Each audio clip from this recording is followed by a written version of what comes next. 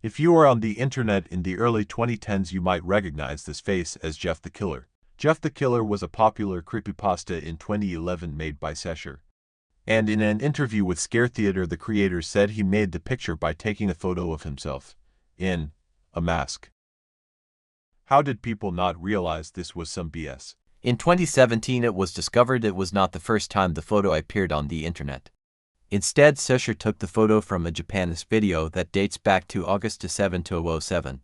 Then the search began, where multiple hoaxes and fakes were created, and even a bounty of $16,000 was set.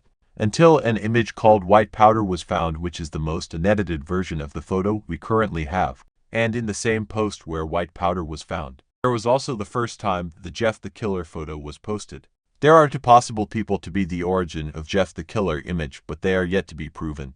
Now let's go to the actual topic of this video.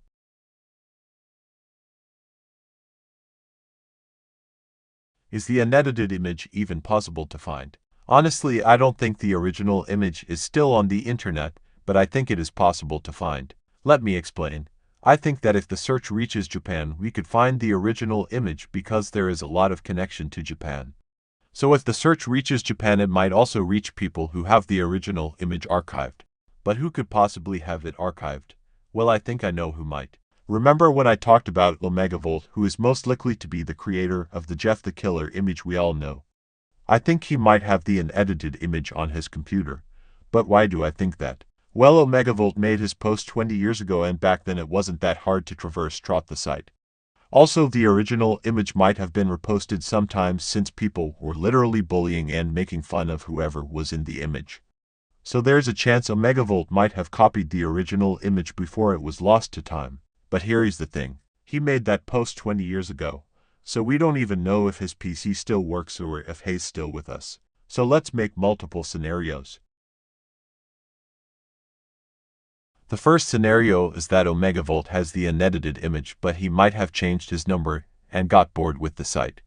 He probably copied the unedited image because he was interested in the white powder and wanted to know where it came from. The second scenario is actually kind of sad. The second scenario is that Omegavolt might no longer be with us. He made that post over 20 years ago. A lot can change in 20 years, but his family could have kept his PC that has the image we're looking for. When I was talking to someone about this topic, he brought up a pretty good point. He said that things become permanent when they're posted on the internet, and even pointed out how 20-year-old images were still found.